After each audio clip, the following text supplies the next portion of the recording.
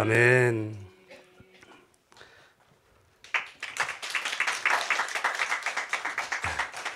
네, 감사합니다.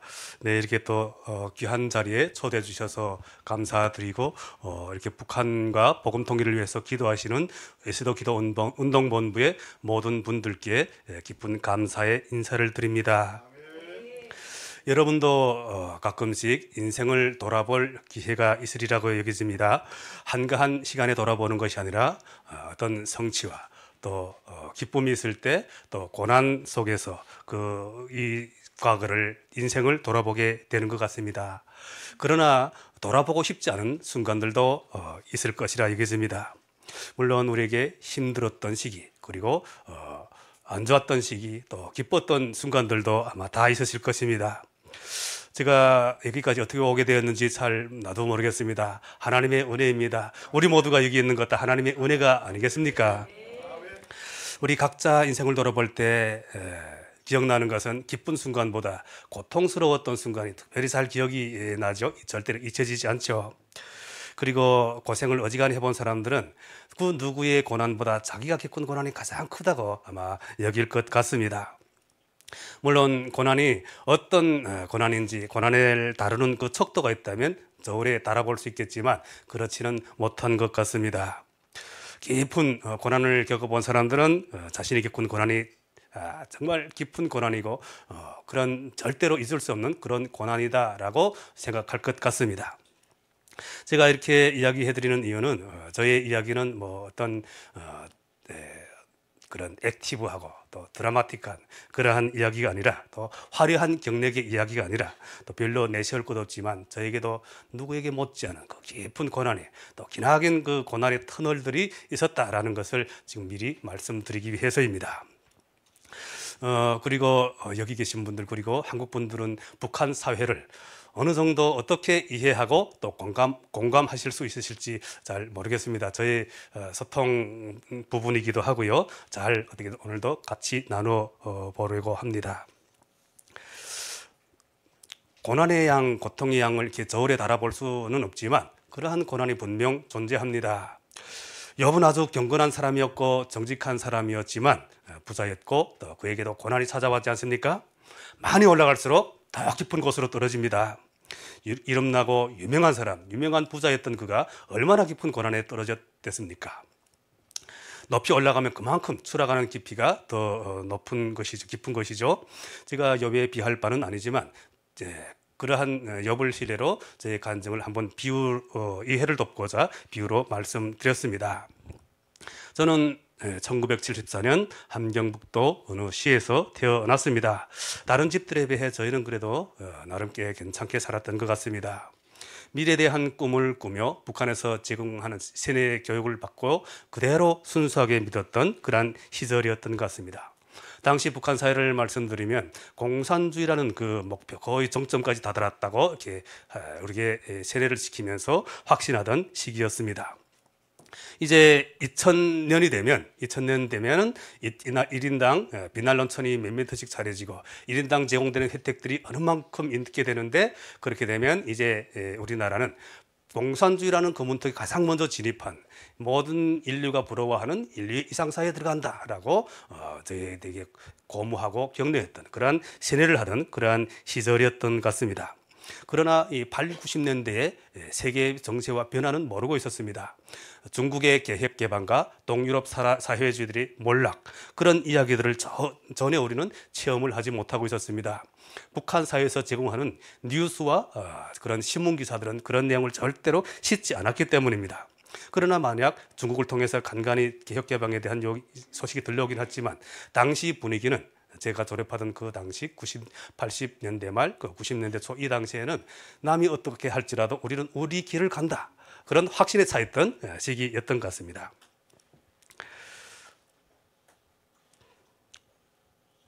졸업을 북한 사회에서는 이렇게 그 학교를 졸업하고 가장 먼저 쓸만한 사람들을 군대에 뽑아갑니다. 그 사람의 토대를 보고, 토대라는 게 무엇이겠습니까? 이전에 가족들 중에 불순한 자들이 없는지, 남한에 월남한 사람이 없는지, 또 미국에 누가 없는지, 외국에 누가 없는지, 그 사람의 가족 저기 환경들, 친척들을 한번 쭉 살펴보고, 그 사람들이 이렇게 살아왔던, 말을 했던 것들을 살펴보면서 토대를 규정하는데, 그 토대를 보고, 또 성품을 보고, 그렇게 사람들 뽑아가는데, 그렇게 해서 김일성 측근에서 경호하는 사람들을 뽑아가곤 했습니다. 예, 저도 거기에 포함이 되었습니다. 마지막 졸업 학년인 고등중학교 6학년에 올라서자마자 저도 모르게 그 순간이 찾아왔는데요. 이렇게 수업에서 수업을 듣고 있던 중에 선생님이 와서 저에게 손님이 찾아왔으니까 저 부교장실에 가보라 이렇게 이야기하는 것입니다. 북한에서 부교장, 부자가 들어간 사람들은 당 비서 역할을 합니다. 그리고 또 보안과 관련된 그러한 안보와 관련된 역할을 맡고 있기 때문에 그 사람 방으로 왔던 것이고요. 그래서 가보았더니 군사동원부에서 오신 분 같아 보였는데 그 사람이 저의 다시 한번 가정 토대와 그리고 저의 당에 대한 충성도를 점검하는 질문들을 하는 것이었습니다. 그래서 제가 이렇게 말씀드렸더니 저에게 긍정적인 반응을 보이면서 이제 좋은 데 뽑히게 되었으니까 이제 준비를 잘 하라 이렇게 이야기를 했습니다. 그리고 얼마 후에 시에 있는 군사동원부 거기에 나오라는 연락이 와서 가봤습니다. 갔더니 우리 시에서 모인 제 또래 졸업을 앞두고 있던 사람들 15명 다 토대가 좋았던 사람들 이렇게 뽑아서 그 자리에 모였는데요. 15명 뽑아서 그곳에서 다시 한번 신체 검사를 하고 면접을 보면서 이렇게 저기 충성도에 대한 그 질문 면담을 하는 거죠. 그래서 사람들을 추려내기 시작했던 것 같습니다. 그렇게 더 달을 이렇게 지냈는데요. 시에서 이렇게 시에서나 또 도의 군사동원부를 가는 날에는 저는 학교를 가지 않아도 됐습니다. 이미 공식적으로 인가를 받았기 때문에 그리고 또 시를 떠나서 시에서 몇 명 떨어지고 또 도 군사동원부 가서 또 신체 검사와 면접을 하면서 여러 명 떨어졌는데 도에서 거의 우리 시에서 갔던 사람들이 많이 탈락이 되었던 것 같습니다. 나중에 제가 평양에 가서 호위사령부라는 그곳에 가서 신체검사 면담을 마친 후에 보니까 우리 해령에서 제 고향에서 올라왔던 친구들이 거의 보이지 않았습니다. 그러더니 저보고 이제 가게 될 곳이 엄청 힘든 곳이기 때문에 이제 학교를 가지 말고 집에서 쉬라는 것입니다. 집에서 이렇게 쉬고 또 이렇게 보약도 해달라 해서 잘 먹고 몸무게를 좀 불리라는 것입니다. 제가 그 당시 지금 키 거의 비슷했는데 몸무게가 52.5kg였습니다. 엄청 말랐죠? 그래서 좀 불리라 이렇게 해서 그래서 한 4달 정도를 쟀는데 1kg 정도 불더라고요. 그래서 이렇게 준비를 이렇게 했던 것 같습니다. 그 이후로 군대 가서 고생을 해서 더 크지는 못했었던 것 같습니다. 그래서 4월부터 이렇게 좀 공식적으로 집에서 쉬면서 이렇게 학교 나가지 않고 놀았기 때문에 친구들이 많이 부러워했던 것 같습니다. 좋은 데도 뽑히고 공식적으로 쉬기까지 하니까 너무 또 이렇게 부러워했고요. 이렇게 한 4달 정도를 쉰 후에 군대 갈 때가 되었습니다. 학교에서 이렇게 환영받고 또 부모님과 동네 우리 사람들이 그 부러움과 축복을 받으면서 이렇게 저는 출발했습니다. 그리고 당시에 제가 학교에서 가장 가까운 친구가 있었습니다. 우리 저기 한국에서는 학교 회장 있죠. 저 북한 말로는 사로총 위원장이라고 하는데 그 학교의 전교 학생 회장 같은 역할을 맡고 있는 그 친구가 참 가장 똑똑하고 또 인격과 품격이 정말 훌륭한 그런 친구였습니다. 그래서 그 친구가 참 가까웠는데 그 친구하고 정말 이렇게 이 옆자리에 앉아서 같이 공부를 하고 그랬는데 저는 그 도군사동원부에 면접을 보러 가고 이 친구는 평양에 있는 대학에 이렇게 뽑혀가지고 대학으로 가게 돼가지고 다른 사람들은 공부를 하고 있는 와중에 우리는 같이 기차를 타고 출발했습니다. 그래서 청진에 내리니까 청진에 한 기차가 30분 동안 한 정차를 하고 있거든요. 그래서 거기서 내려서 플랫폼 앞에서 우리 같이 막 얼싸 안았습니다. 이렇게 포옹을 하고 어떻게 얘기를 했냐. 이제 우리 그때는 10년이었거든요. 군사복무가 10년 후에 우리가 다시 만날 때 그때 우리가 이 나라의 훌륭한 아주 귀한 일꾼들에 대해서 만나자. 이렇게 하면서 막 포옹하고 이렇게 눈을 마주보고 막 그랬던 친구가 있었습니다. 그리고 헤어졌는데요. 제가 이 말을 하는 이유는 북한 사회를 찬양하기 위해서가 아닙니다. 찬양하기 위해서가 아니고요. 우리는 저희들은 북한 수령과 또 우리가 당과 또 북한 체제를 위해서 헌신했던 사람들입니다. 그렇게 순수하게 믿고 따랐던 우리가 북한에서 배신당하고 버림받은 사람들이다라는 것을 강조하기 위해서입니다. 세뇌당하고 우리가 선전하는 그대로 믿고 따르던 저희가 버림받고 배신당한 곳이 바로 북한이다라는 것입니다. 이렇게 청진시에는 도 군사동원부에서 어머니와 며칠을 있다가 드디어 어머니와 헤어지고 이별을 하고 평양으로 떠나갔습니다. 여기 한국에서는 이게 수도 서울이 여기도 서울인데 서울에는 아무나 들어올 수 있지 않습니까? 네, 북한에서는 평양에 아무나 들어갈 수 없습니다. 아마 북한 주민의 7, 80%는 평양에 한 번도 죽을 때까지 가보지 못하는 것 같습니다. 이렇게 평양에 있는 호위사령부에서 면담을 마치고 나오는데 그곳에 있는 군인이 저희들이 아주 비밀스러운 그런 곳에 가게 된다라고 하면서 막 부러워하는 것입니다. 그래서 밖에 나와서 한 30분 정도 기다리는데 까만 승용차가 와서 저희들을 태웠습니다. 그래서 그때 당시 까만 승용차는 북한에서 좀 비밀스러운 곳에서 운영을 했던 것 같고 또 승용차도 별로 없었던 시절이었기 때문에요. 그렇게 와서 저희들 태웠는데 같이 함경북도에서 온 친구 2명과 함께 제 3명이 같이 타고 갔었습니다. 그래서 차를 또 타고 한 3, 40분 정도 달려서 철길을 건너고 보초소를 지나서 한 개 건물 앞에 이르렀습니다. 그곳은 김일성 특별열차를 호위하는 곳이었습니다. 호위사령부라 하면 엄청 큰 부대거든요. 엄청 큰 부대인데 왜 그렇게 큰가? 이렇게 일반 군부대, 무력부라고 하는 거기서 반란이 일어나면 호위사령부 병력을 가지고 제압을 해야 되기 때문에 그렇게 키웠다. 이렇게 이야기를 하더라고요. 그런데 이 호위사령부는 엄청 큰 부대인데 그 중에서도 가장 핵심적인 곳은 여기가 호위중대라는 곳이 있습니다. 그러니까 옛날 빨치산 때 김일성이 빨치산 때는 경위중대라고 그러고 6.25 전쟁 당시에는 친위중대라고 그러고 그리고 그 당시에는 호위중대라는 곳이 있었는데 여기는 김일성이 열차를 같이 호위하고 있었던 호위중대, 호위이중대라는 곳이었습니다. 그리고 그 건물에는 열차 호위부 건물이 있었는데요. 열차 호위부 소속 호위 2중대 이렇게 있었고 또 호위 1중대는 평양시 행사 안전을 담당한 곳이었고요.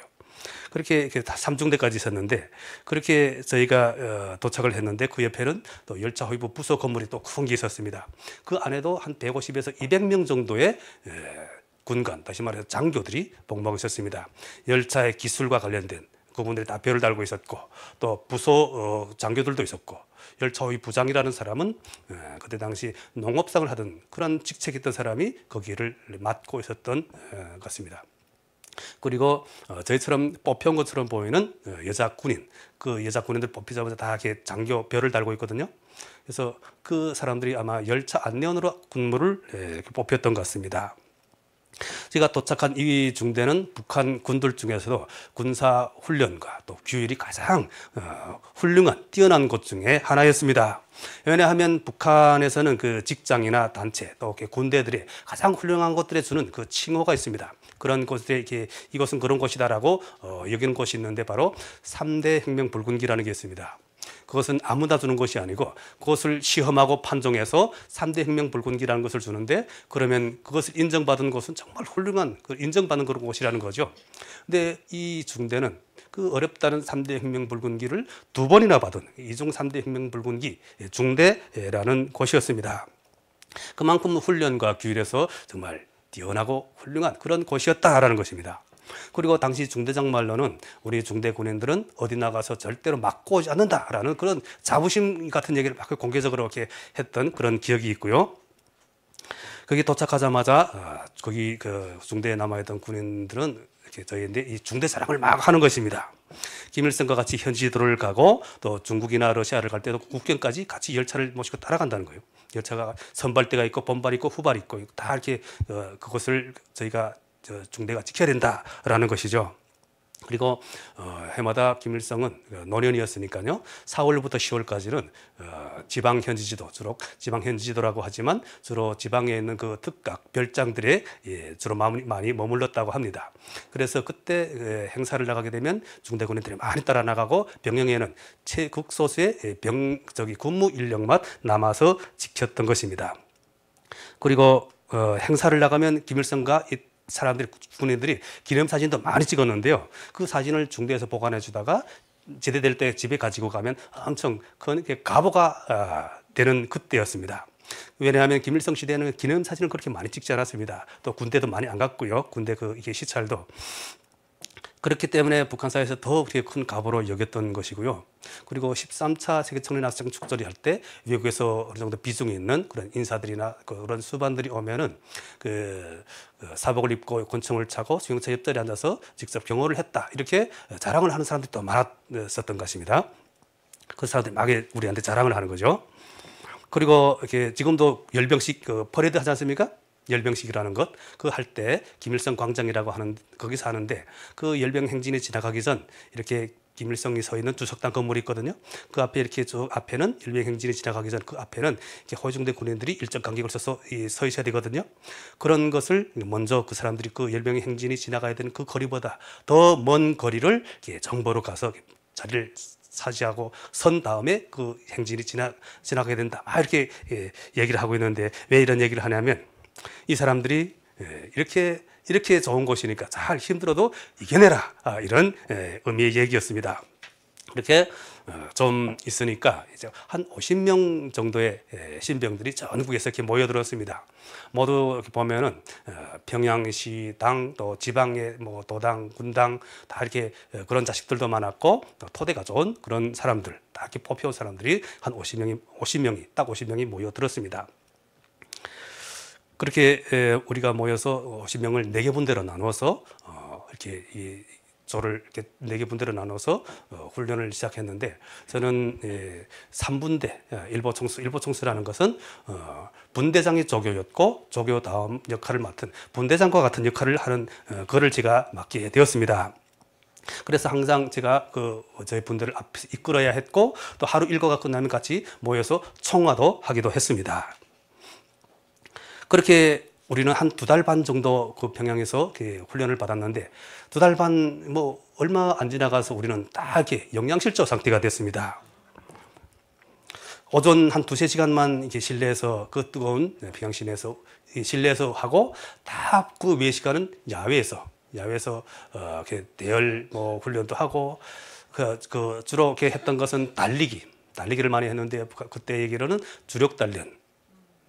이게 말로 체력 단련이죠. 거기는 주력을 키운다. 그걸 많이 했던 거죠. 그래서 그 이후부터 저는 지금까지 뛰는 게 제일 싫은 것 같습니다. 뛰는 게 정말 싫습니다. 점심을 먹고 난 후에 그 중대 앞마당에 이렇게 휴식터 나무 그늘이 있고 휴식터에 있었는데 한 30분 동안 쉽니다. 그래서 거기서 30분 동안 전국에서 모였기 때문에 고향 자랑, 또 장기 자랑, 또 그렇게 이야기하면서 분대장이 이렇게 그때 담배도 못 피우게 했거든요. 그래서 제공되는 담배가 있지만 그것을 분대장이 다 가지고 있다가 그 시간만 딱 한 대씩 줍니다. 그래서 북한 사회는 좀 그런 게 있습니다. 성인이 된 다음 학교를 졸업한 다음에 담배를 피워야 된다라는 그런 어떻게 보면 도덕적인 부분이 있었던 것 같아요. 그래서 학교에서 업무에 그쪽에 숨어서 담배도 피고 그랬던 그 사회인데요. 그렇게 군대에 나가서도 그러니까 너무 그 시간이 꿀맛 같은 시간이었던 것 같습니다. 그래서 이렇게 그 시간이 끝나면은 우리가 앉았던 자리에다 저희 입었던 옷을 딱 네모나게 각을 잡아놓고 일어나서 그다음에 4일 정도로 맞춰서 그다음부터 그 평양 시내를 뛰기 시작합니다. 그 뜨거운 그때 북한에 아스팔트가 별로 없는데 그 평양 다 아스팔트 돼 있거든요. 그 아스팔트를 뛰는 거죠. 가장 더운 시기 한 시간 그때부터 뛰는데 이렇게 뛰어서 그렇게 한 10리, 왕복 한 20리 정도 됐던 것 같습니다. 이렇게 계속 뛰었는데 어떤 뜨거운 날에는 너무 더워가지고 왔다 오다가 어떤 한 3명은 막 거품 물고 열차병 때문에 쓰러진 그런 적도 있었습니다. 어떤 날은 또 산등성이 그리고 또 골짜기를 둥그렇게 코스를 만들어 놓고 반나절 동안 계속 뛰게 했던 그런 날도 있었고요. 그리고 또 휴식 날에는 축구를 했는데 축구를 하고 진 팀은 졌다고 해서 또 뛰고 또 이긴 팀은 이겼다고 해서 또 뛰고 자만하지 말라고 또 뛰고 그렇게 했습니다. 그래서 우리 등에는 근데 이게 나중에 제가 다른 데 쫓겨가서 보니까 우리만 그렇게 힘들게 훈련받은 거예요. 다른 곳에서는 신병훈련 아예 놀면서 정말 즐겁게 보냈다고 했는데 정말 그렇게 했더라고요. 그래서 우리 옷에는 늘 짙은 소금이 온 군복대에 다 이렇게 배어 있었고 또 우리 몸에는 늘 시큼시큼한 그 땀 냄새가 진동했었습니다. 그렇게 상급 군인들은 그 여유를 부리면서 우리가 냄새 난다고 가까이 오지도 못하게 했었던 기억이 납니다.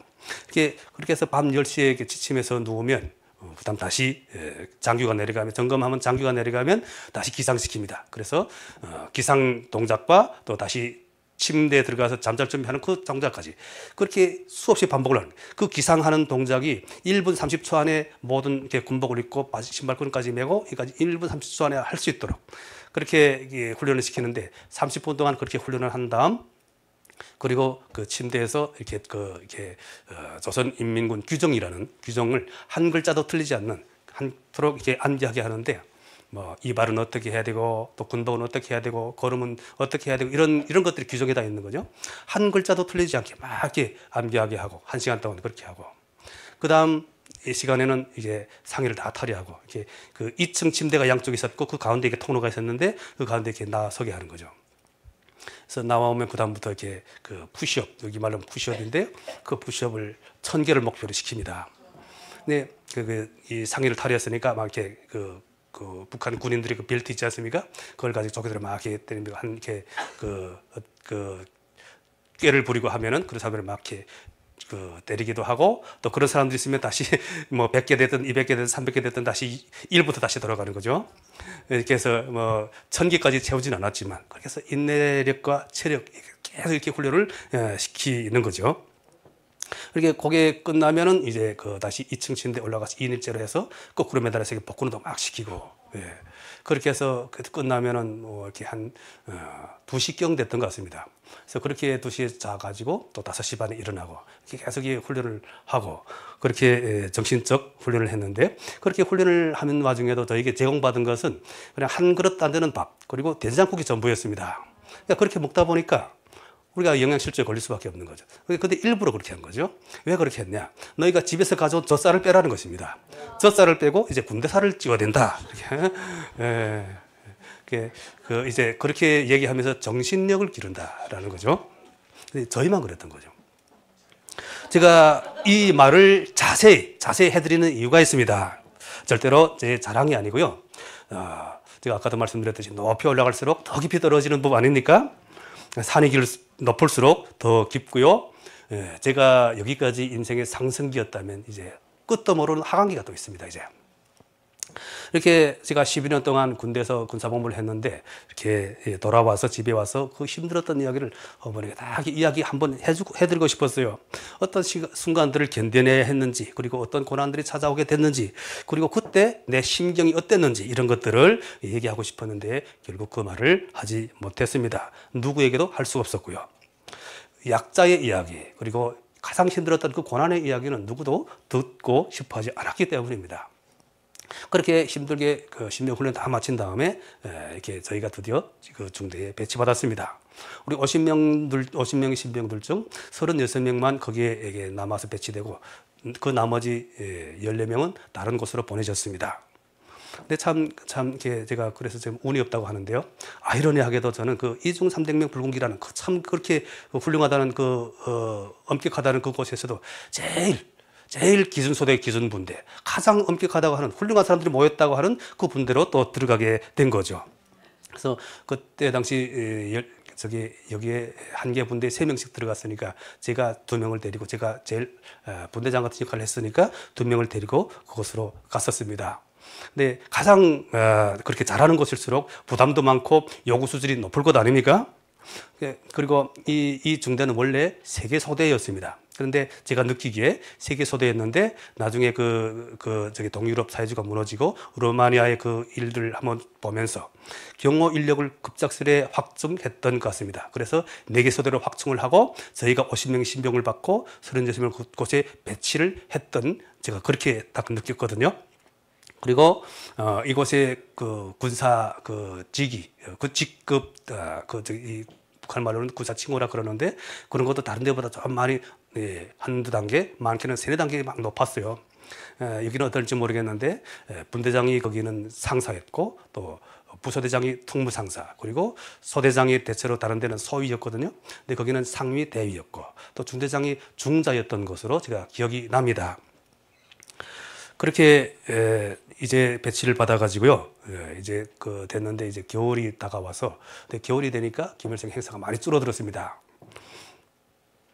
그런데 갑자기 그때 행사가 갑자기 이렇게 있기도 했는데, 야밤이라도 그런 행사가 있으면 막 뛰어나와가지고 마당에 다 모여서 무기들 갖다 놓고 탄약들 정비해서 계속 이렇게 인원들 이렇게 어디 누구 나가야 된다라고 하면은 나가고. 근데 그때 신병 훈련을 마치고 배치받았던 그 신대원들은 아직 행사에 동원을 되지 못하고 있었습니다. 그런데 이제 어느덧 이제 드디어 저에게도 이 육체적 한계가 왔다라는 신호가 왔습니다. 그동안 이렇게 많은 그 육체적 부담들을 견뎌내면서 여기까지 왔는데 이제 제 체력이 더 이상 버텨내지 못하고 있는 거예요. 제가 영양실조 상태로 여기까지 이렇게 버티며 왔는데 이제는 한계에 다다랐던 것입니다.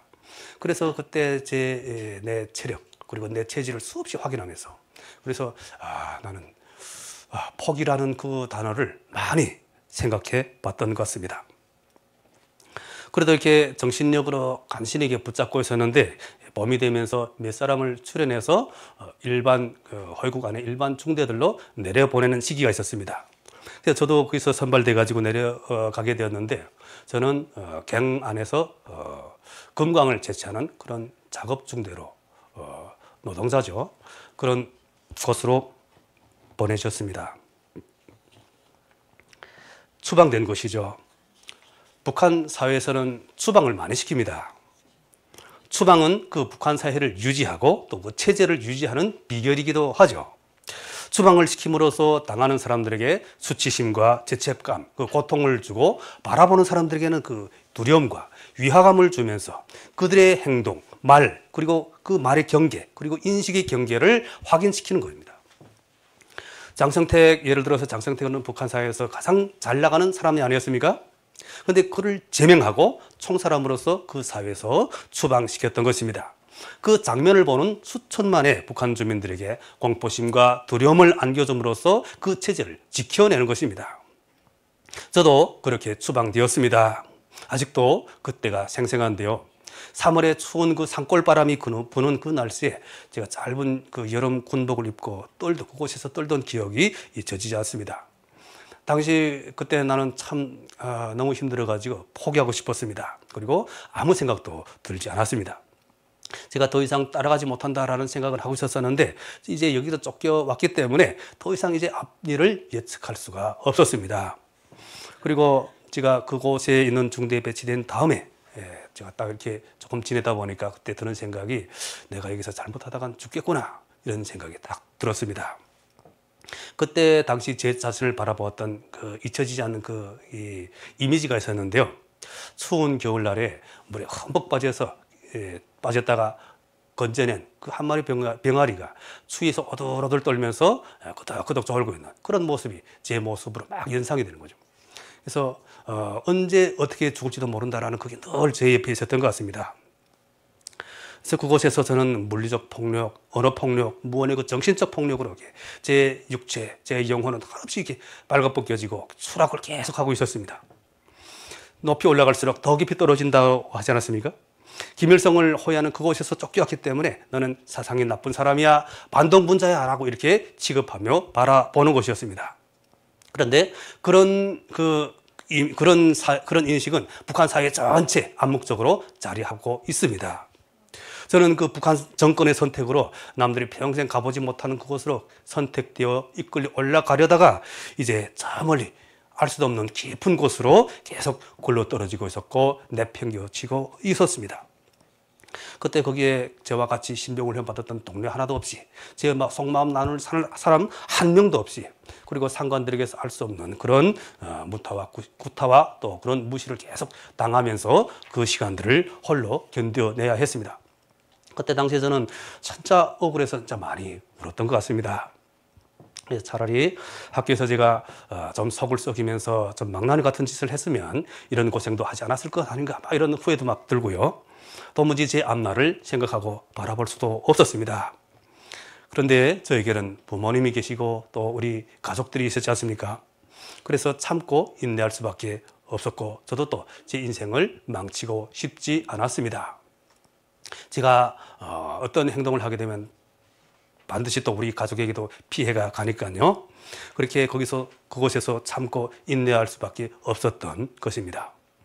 그래 할 수 없이 남는 길은 제가 여기서 차려지는 그 온갖 천대와 그 무시 속에서 그 억압 속에서 20대 나의 청춘을 버리는 수밖에 없다라고 생각되었습니다. 그래서 받아들일 수밖에 없었고요. 모든 것을 받아들이고 나는 다시 시작해야 됐습니다.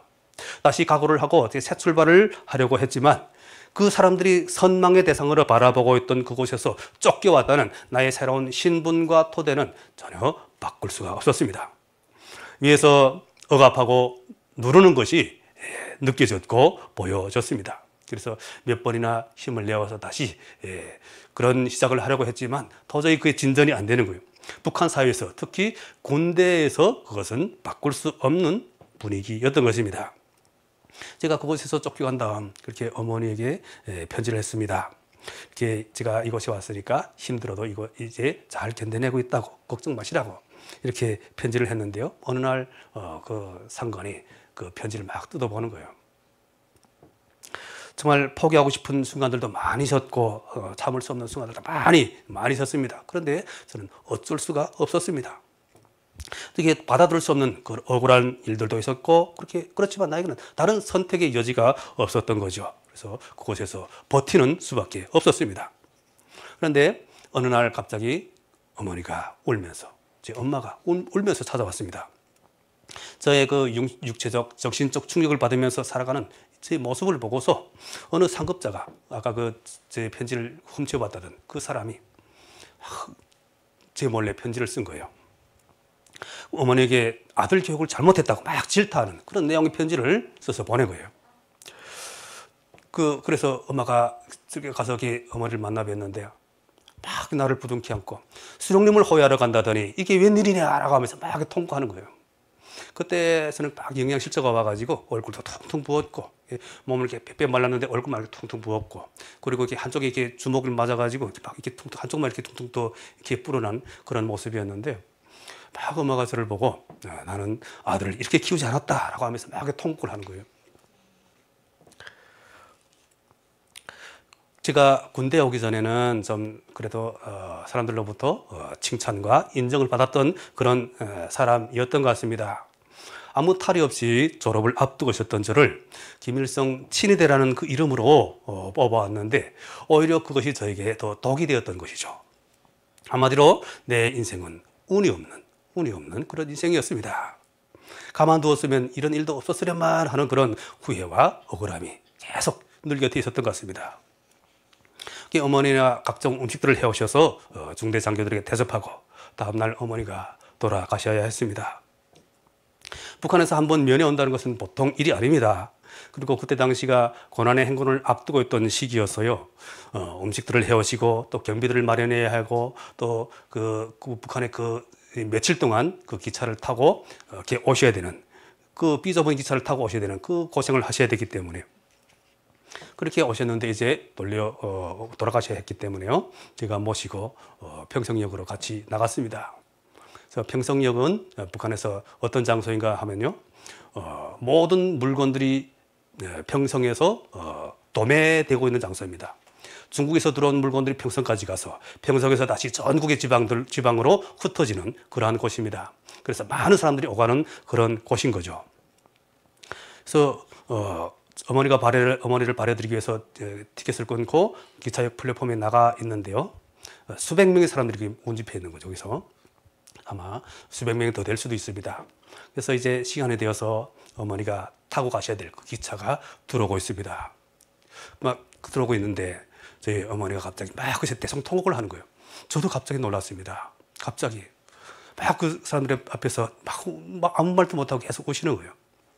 그렇게 엄마는 그렇게 울다가 떠나가셨고요. 열차 승강장, 열차 여기는 문이 다 닫히지만 거기는 문이 안 닫히거든요. 승강장 그 계단에 서서 계속 나를 바라보다가 그 기차를 타고 이렇게 떠나가신 그 마지막 모습이 계속 눈에 선했고요. 그리고 그때 어머니가 막 우실 때 지금이라면 그렇게 어머니가 오시면 이렇게 꼭 안아드리고 또 위로를 해드려야 되지 않습니까?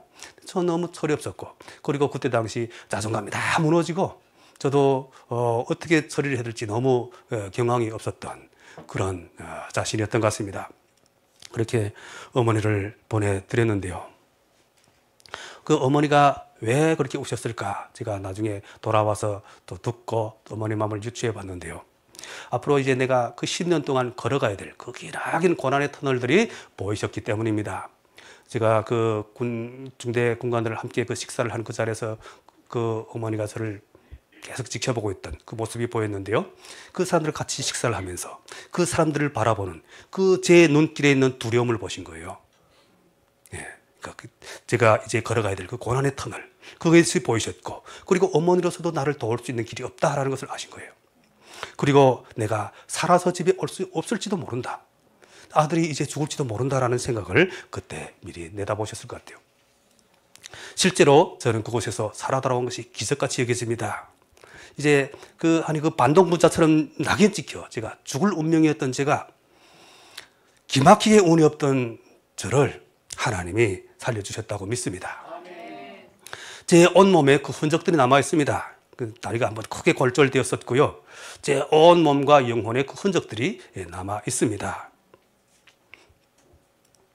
그렇게 어머니는 돌아가셔서 계속 울면서 지내셨다고 합니다.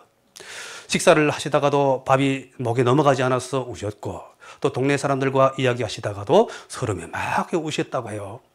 그래서 너무 우시니까 제 동생이 좀 그만 우시라고, 형이 죽었냐고 막 그랬다고 하더라고요. 그래서 제대된 다음에 동생이 들려준 이야기였습니다. 그렇게 저는 군대 생활 12년을 지나왔습니다. 수많은 그 억압과 차별, 그 무시를 견뎌내면서 그 위에도 수많은 사건들이 있었습니다. 그 시간들을 견뎌내면서 저는 꼭 만기 제대를 하고 가야 했기 때문입니다. 그러노라니 어떻게 했습니까? 제 몸이 성하지 않았습니다. 그리고 체력과 건강이 많이 안 좋아졌습니다. 제가 오직 떳떳하게 부모님 앞에 나서서 나는 그런 사람이 아니야 라는 것을 확인시키고 싶은 그런 마음뿐이었던 것 같습니다. 저는 그 북한 사회 전체가 겪어야 했던 그 고난의 행군 이전에 그 기나긴 그 깊은 고난이 시작되어 가지고 그 기나긴 12년의 시간을 지나와야 했습니다. 제가 겪은 그 일들은 북한 사람 모두가 겪는 일들이 아닙니다. 그리고 그런 고생을 한 사람은 진짜 드물 거예요. 영양실조와 부닥치는 그 체력적 한계, 그리고 극심한 정신적 스트레스가 한순간도 제게서 떠나지 않았었습니다. 사실 사람들이 배고픈 고생, 또 육체적 고생, 그 고생도 힘든 고생입니다. 그렇지만 가장 힘든 게 무엇입니까? 정신적 고통입니다. 정신적으로 힘든 게 정신적으로 힘들면 육체적 고통 더 몇 배로 더 다가오는 거죠. 저는 무너지지 않기 위해서, 제 자신을 지키기 위해서 수없이 제 자신과의 싸움을 해야 했습니다. 비록 다른 사람들이 저를 보고 그런 말을 할지라도 제 스스로 나는 그런 사람이 아니야, 나는 나쁜 사람이 아니야 라고 수없이 확신을 하고 확인을 하면서 그 길을 걸어와야 했습니다. 저는 올바른 가치관과 세계관을 가지고 바르게 살아왔다고 확신을 합니다. 제가 학교를 졸업하기 전에 우리 부모님과 또 좋은 친구들을 뒀기 때문에 어느 정도 세계관과 가치관에 대한 인식을 가지고 있었던 것입니다. 무너지지 않기 위해서 그때 제가 붙들어야 될 것은 정직하고 올바른 사람이 되어야 한다라는 그런 내 스스로의 그 확신뿐이었습니다. 제가 사상분자나 어떤 반동분자처럼 무시당하고 취급당하고 있는 그 속에서 누구에게도 저 마음을 터놓을 수가 없었습니다. 그렇게 저는 12년의 긴 시간을 지나올 수밖에 없었습니다. 그렇게 마침내 지나고 고향에 돌아오는 그 열차를 타고 오는 나에게 남은 것은 몇 그램 정도 되지 않는 그 당원증 종이 조각, 그리고 병든 몸뿐이었습니다. 그래도 나는 기뻤습니다. 이제 어머니가 계시는 고향으로 돌아오기 때문이었습니다.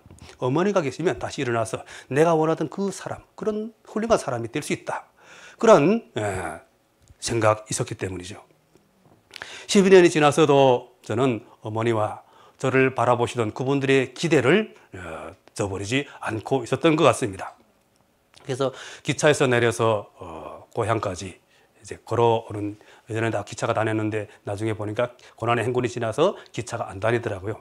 그래서 그곳을 이렇게 걸어서 집으로 오고 있었는데 어떤 안경낀 사람이 제게 다가와서 형 아니요? 묻더라고요. 그래서 너무 이렇게 우아해서 이렇게 가만 이렇게 이제 이야기를 못하고 가만히 있는데 내가 누구요? 그러더라고요. 그래서 보니까 동생이더라고요.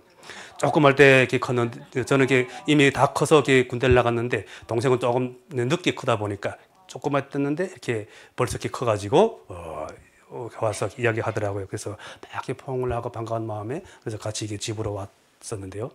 그래서 집에 도착하니까 마침바닥에 형이 있어서 이렇게 이야기를 나누고 했었습니다. 근데 포옹을 하고 이야기를 했는데요. 사실 그때 제가 군대에서 진짜 힘들 때마다 떠올리는 나 스스로 떠오르던 그 상상의 장면이 있었습니다. 이 다 시간들 지나고 만기지대하고 집에 가서 제가 고향집 대문을 열고 엄마 하고 소리쳐 부르면 엄마가 맨발로 문 열고 지나와서 막 안아주는 그 장면이 계속 연상되는 거예요. 그러니까 그렇게 계속 장면을 상상을 하면서 그 시간들을 지나왔었습니다. 혹시 여러분들 중에 그렇게 생각하실 수도 있을 것 같습니다. 이제 그렇게 나이가 들어서 너무 철부지처럼 그러는 게 아닌가 이렇게 생각할 수도 있을 텐데요. 저는 이렇게 뭐 어머니 집 앞폭에 쌓여 자란 사람은 아닙니다. 제가 삼형제 중 내가 둘째였고요. 그렇게 웅석바지가 아니었고요. 그리고 그런데 또 우리 형제들 중에서 그 어머니가 특별히 저에게 대해서 자랑스러워하셨고 대견해하셨던 것 같습니다. 늘 저에게 어릴 적부터 큰 사람이 되라고 훌륭한 사람이 되라고 얘기를 해주시던 어머니였습니다. 제가 그 홀로 그 외롭고 어렵고 그 힘든 기간들을 지나와야 했던 저에게 고향집과 그리고 어머니만이 저에게 위로가 되었던 것입니다. 어머니를 생각하는 것이 모든 것을 지나오게 하는 이겨내게 하는 힘이었던 것 같습니다. 그래서 지금도 저는 어머니를 잊지 못하는 것 같습니다. 이렇게 집에 도착하니 형이 밖에 있었고 같이 이렇게 포옹을 하고 이렇게 이야기를 했는데요. 그래서 마당에서 한참 이렇게 앉아서 이야기를 하고 있는데 제가 상상하던 그 장면, 어머니가 나오시지 않는 거예요. 그래서 한참 이야기를 하다가 이렇게 어머니 어디 가셨어요? 이렇게 물었더니 좀 형이 뜸들이다가 엄마 죽었다 얘기하더라고요. 저는 억장이 무너지는 것 같았습니다. 제 모든 정신력이 원천이셨고 의지셨던 그 어머니 12년간 제가 몸에 막 누적되어 병든 몸을 이렇게 이끌고 저기 엄마만 이렇게 오직 생각하면서 왔는데 제 어머니가 돌아가셨다는 것입니다.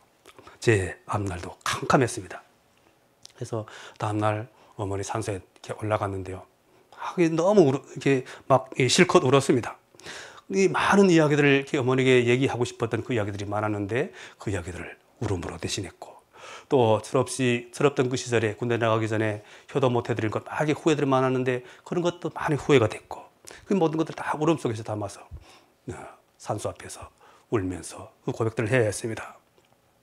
그리고 그 어느 날 저희 친한 동생이 이렇게 이야기합니다. 형 이게 다 김정일 때문이요. 그러니까 나는 이렇게 놀라서 주변을 둘러봤습니다. 다행히 사람이 없어서 다시 그런 말 하지 마라 이렇게 얘기를 했는데요. 저는 너무 놀랐습니다. 군대에서 그런 말 했다가는 큰일 났는데 근데 그 사이에 사회가 많이 변해버린 거죠. 그리고 그 말을 하는 사람 그리고 듣는 사람 모두가 화를 당하고 끌려가게 됩니다. 그 이후에 또 시간이 흘러서 우리 형제들이 먼저 한국에 오게 되었고 저도 이렇게 한국에 오게 됐습니다. 북한에서 저는 더 이상 희망이 없었기 때문입니다. 한국으로 먼저 온 형이 어느 날 저를 찾아 사람을 보냈습니다. 그래서 제가 먼저 다른 곳에 또 살다가 또 옮겨왔기 때문에 한참 저를 찾아 헤매다가 왔더라고요. 그래서 전화를 받았더니 받자마자 한국에 오겠니? 그러더라고요. 그래서 그 말을 듣자마자 바로 가겠어. 그래서 이렇게 제가 한국 행을 시작하게 됐습니다. 그때 그 형이 한국 오겠니? 그 말이 구세주 같았습니다. 네. 그렇게 한국에 하나님의 은혜로 이렇게 한국에 오게 되었고요. 그런데 한국에 오니까 체력과 건강이 막 뒷받침되지 않아서 많이 힘들었습니다. 오랫동안. 그래도 이렇게 정말 이곳에서 또다시 살아야 된다라는 그 생각이 있어가지고 막 열심히 1년 만에 막 이렇게 기계 그런 자격증을 1년 만에 자격증을 온지 1년 만에 자격증을 내겠다고 취업해서 6개월 만에 자격증을 막 내겠다고 그리고 이게 그 회사에 들어가서 그런 기계 가공 일들을 막 하면서 살았습니다. 평생 이제 내가 이 기술과 직장으로 살아야 된다 이런 생각만 가지고 살아왔던 것 같습니다. 그런데 제 마음속에 있는 그 상처, 그 트라우마는 절대로 사라지지 않았습니다. 제가 겉으로 드러내지 않고는 있었지만 제가 헤어나올 수 없는 10년과 같은 그 깊은 절망, 그 절망의 트라우마가 저를 늘 괴롭히고 있었고 제 마음속에 자리 잡고 있었기 때문이죠. 그렇게 해서 저는 여기서 참 이렇게 열심히 살아오면서도 그 마음은 늘 불안했고 또 우울했습니다. 그 길 잃은 나그네처럼 마음이 늘 방황했고 갈 곳 없는 그런 마음 둘 곳이 없는 그런 사람과 같았습니다. 이렇게 그때 이 직장 생활을 하면서도 휴식일에 공원에 나가 잠시 벤치에 앉아서도 마음이 늘 불안한 거예요. 그러다가 제가 어느 탈북민 수련회 가서 하나님을 인격적으로 참 깊이 만났습니다.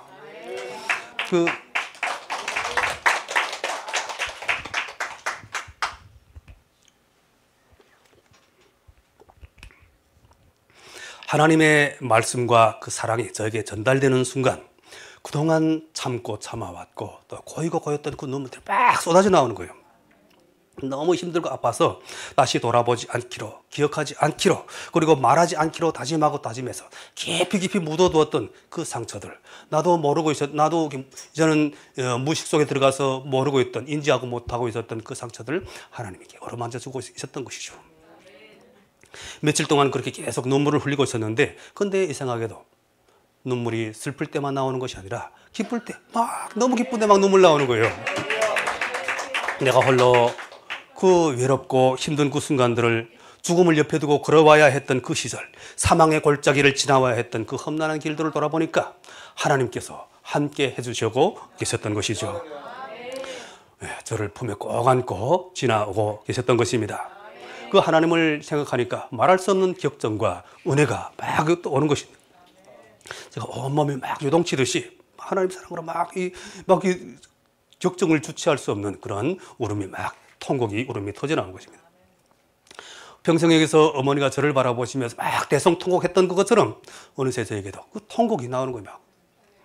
나를 위해서 죽임당하신 그 예수님의 그 고통을 조금이나마 느낄 수 있었던 것 같습니다. 제 속으로 그러면서 하나님, 저도 주님 백성이 될 수 있나요? 이렇게 고백하면서 한 걸음 주님 앞으로 나왔던 것 같습니다. 주님은 그렇게 나를 따뜻이 품어주셨고 또 저는 제 종이 되기로 결심했습니다. 이런 하나님이 계시다면 내 남은 인생은 주님을 위해 살아야 된다라고 생각하고 다짐했던 것입니다.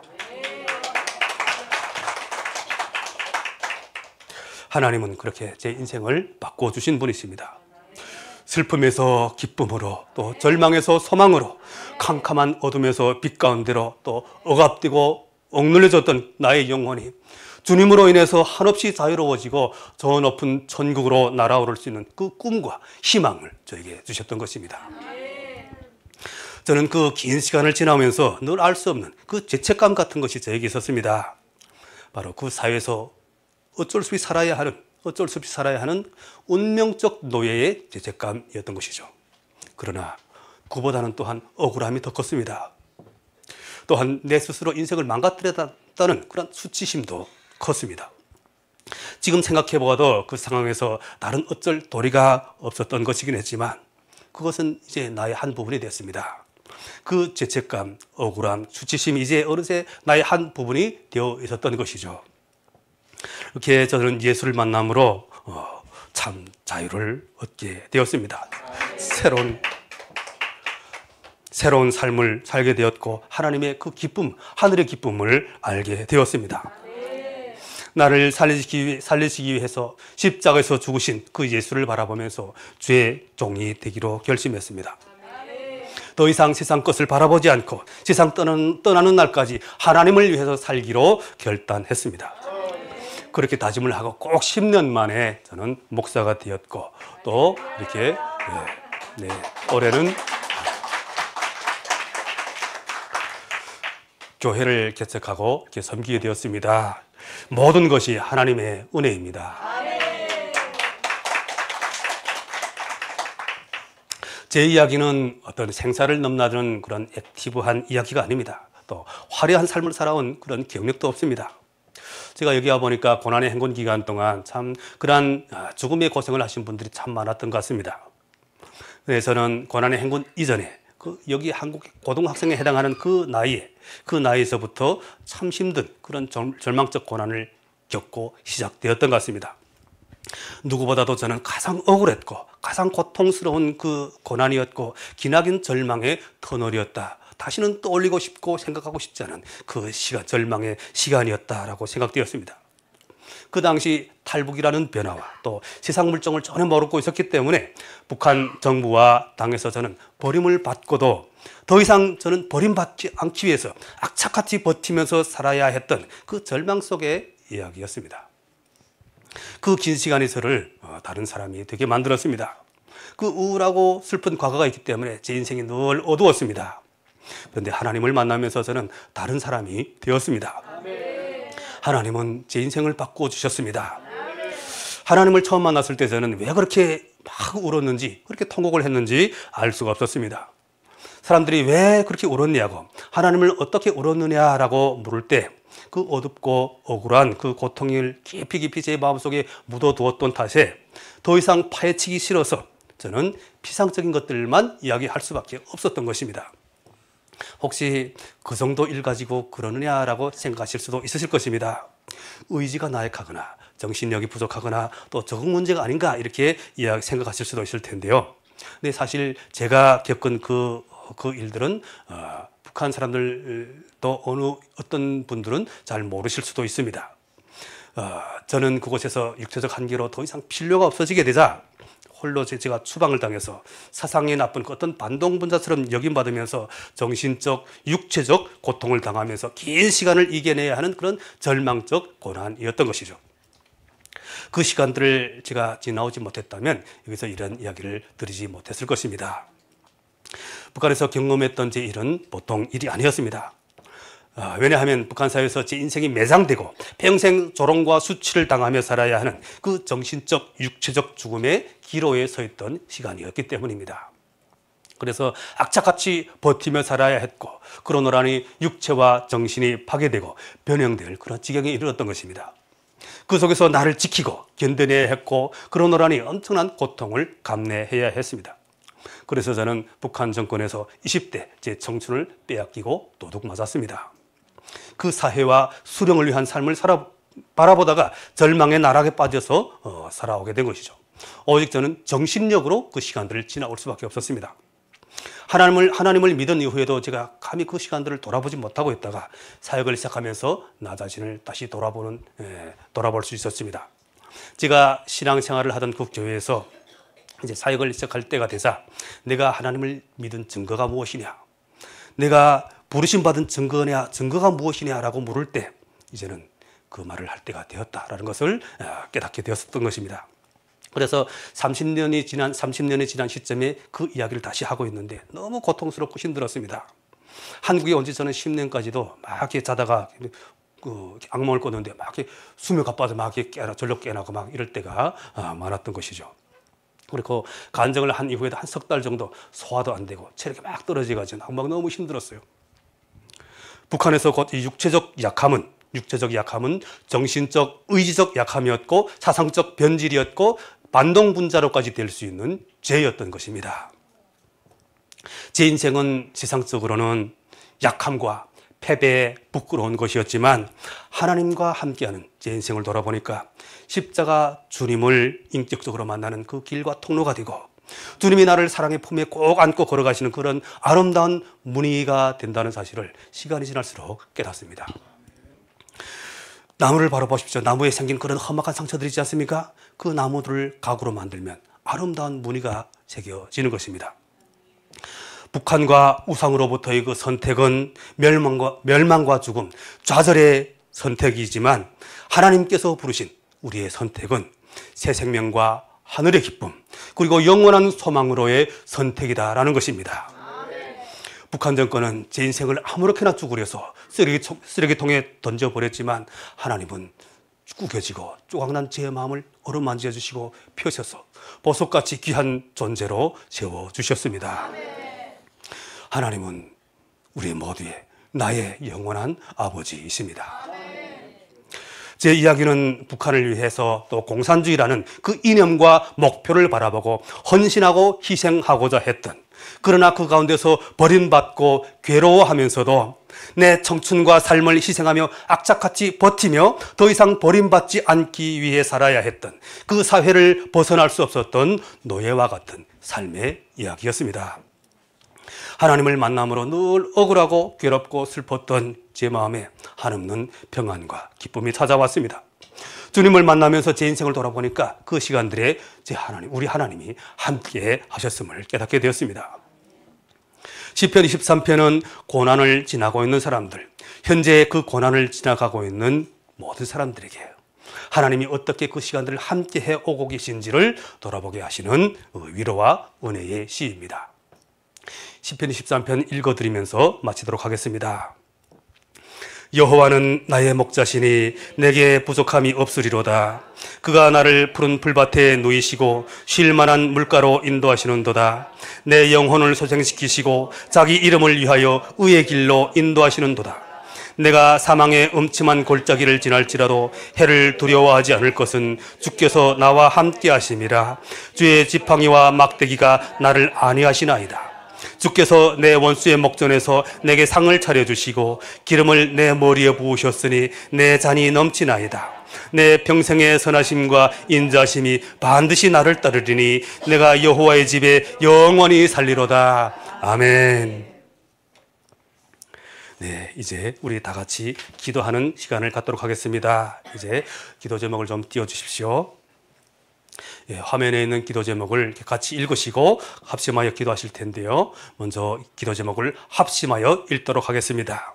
북한의 지하 성도들이 감시와 고문, 굶주림과 고립 속에서도 끝까지 견디는 믿음을 주시며 그 마음의 두려움을 이기는 평안과 소망을 주시도록 주님께서 감춰두신 구루토기 성도들을 통해 북한 복음화의 불씨가 지펴지게 하시고 북한 전역의 영적 부흥의 불길을 지피는 도구가 되도록 굶주림과 억압 속에 온갖 병고와 두려움 속에 살아가는 북한 주민들을 긍휼히 여겨주시고 여러 손길들을 통해 도움받고 위로받으며 통일의 날까지 살아낼 수 있는 힘을 주시도록 북한 사회에서 버림받고 배척당하며 추방되어 홀로 외로이 절망과 고난을 이겨내고 있는 북한 주민들을 기억하시고 하루속히 그들이 주님 품에 안길 수 있도록 북한 전역에 북꿈의 문이 열리고 모든 거짓 우상과 체제가 무너지게 하시며 진리의 빛이 비추어 어둠 가운데 갇힌 영혼들이 주님 앞으로 나올 수 있도록 중국 등 제3국에 있는 탈북민들이 체포와 강제 북송,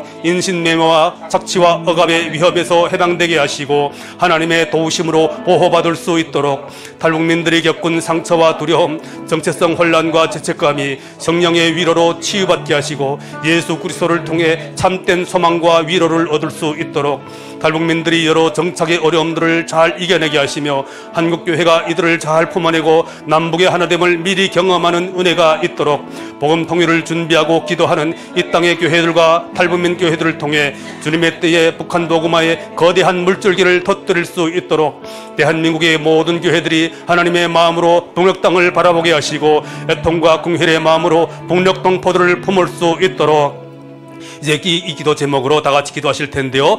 주여, 우리 크게 한 목소리로 합창하고 기도하도록 하겠습니다. 주여, 하나님 아버지, 하나님 아버지, 저 북녘 땅을 긍휼히 여겨주시옵소서. 불쌍히 여겨주시옵소서. 저 땅에 갇힌 34,000명의 25,000명의 우리 2,500만의 북한 국민들을 우상의 노예가 되어 있는 우리 북녘 동포들을 불쌍히 여겨 주시옵소서. 저들을 하루속히 우상의 압자에서 구원하여 주시옵소서. 저들이 더 이상 우상과 모든 거짓된 것에서 벗어나 하나님을 진실로 믿고 따르는 연탐된 주의 백성들 다 되게 하여 주시옵소서. 하나님, 저 땅에 있는 구루토기 성도들을 위하여 기도합니다. 구루토기 성도들이 북한 복음화의 불씨가 되게 하여 주시고 저들을 통하여 북한 복음화의 불길이 지펴지는 은혜가 있게 하여 주시옵소서. 저들을 눈동자와 같이 지켜주시고 마지막 때에 북한 복음화를 또 위하여 섬길 수 있는 그러한 일꾼들 다 되게 하여 주시옵소서. 저 땅에 지하 성도들이 많이 남겨져 있음을 압니다. 주님의 백성들이 아직도 많이 있음을 압니다. 주를 믿고 따르고 주를 예배하는 자들이 많이 있음을 압니다. 그들에게 참된 위로와 소망을 주시며 그들을 눈동자와 같이 지켜 보호하여 주시옵소서. 그들을 통해 북녘 땅 곳곳에 방방 곳곳에 하나님의 은혜와 하나님의 살아있음이 전달되는 그러한 은혜의 통로들 되게 하여 주시옵소서. 하나님, 저 땅에 우리 북녘 포들 우리 북한 주민들 기억하여 주시옵소서. 하루속히 저들이 주님 품에 안길 수 있도록 은혜 베풀어 주시옵소서. 하나님, 또한 저 중국 땅 제3국에 많은 우리 탈북민들이 있습니다. 북한 주민들이 있습니다. 그들을 구원하여 주시옵소서. 그들을 자유케 하여 주시옵소서. 하나님, 그들을 구원하여 주시옵소서. 주님 품에 안길 수 있도록 은혜 베풀어 주시옵소서. 하나님, 이 대한민국에 34,000명의 우리 탈북민들이 와 있습니다. 우리 탈북민들 모두 주님을 인격적으로 만날 수 있도록 그 고난 가운데 절망의 고난 가운데 하나님을 더 깊이 만날 수 있도록 그 시간들 가운데 하나님이 그들을 업어온났음을 하나님 믿고 고백할 수 있도록 지켜보아여 주시고 그들을 인도하여 주시옵소서. 하나님, 또한 우리 이곳에 많은 주의 백성들이 있습니다. 우리 한국교회를 위하여 기도합니다. 우리 탈북민 교회들을 위하여 기도합니다. 우리 한국교회가 또 우리 탈북민 교회가 북한 복음화의 그러한 준비를 할 수 있도록 북한 복음의 거대한 물줄기를 터뜨리는 그러한 반석과 같은 교회들 되게 하여 주시옵소서. 하나님, 우리들을 지켜보아여 주시고 우리를 통하여 저 북한 땅을 복음할 수 있는 그러한 은혜의 도구들 다 될 수 있도록 주님 붙들어 주시고 함께하여 주시옵소서. 하나님, 함께하여 주시옵소서. 아버지 하나님, 함께하여 주시옵소서. 은혜 베풀어 주시옵소서. 아버지여, 주님, 아버지 주님. 자비로우신 하나님 아버지, 감사와 고난 속에서도 신앙을 지키는 지하 성도들과 구루토기 성도들을 굳건히 지키고 보호하시며 복음 통일의 때에 크게 쓰임받는 주의 종들 다 되게 하옵소서. 굶주림과 고립, 외로움과 절망 속에 살아가는 북한 주민들을 긍휼히 여겨주시고 살아낼 힘과 보호하시는 은혜를 더하여 주옵소서. 중국과 제3국에 흩어진 탈북민들을 강제 북송과 억압에서 지켜주시며 상처와 트라우마 속에 있는 마음을 성령의 능력으로 치유하여 주옵소서. 한국 사회에서 정착하는 탈북민들이 하나님의 은혜로 회복되고 건강한 신앙 안에서 새 삶을 누리게 하옵소서. 북한 전역에 복음의 문을 열어주시고 모든 거짓 이념과 체제와 어둠이 무너지며 진리의 빛이 비추게 하옵소서. 한국교회와 탈북민교회가 복음 통일을 준비하게 하시고 주님의 때에 북녘 땅의 모든 우상이 사라지고 하나님의 은혜와 영적 부흥의 큰 강물이 흐르게 하옵소서. 주님, 이 민족이 십자가와 복음으로 다시 하나 되어 하나님 나라를 세우는 거룩한 도구가 되게 하옵소서. 예수님의 이름으로 기도합니다. 아멘.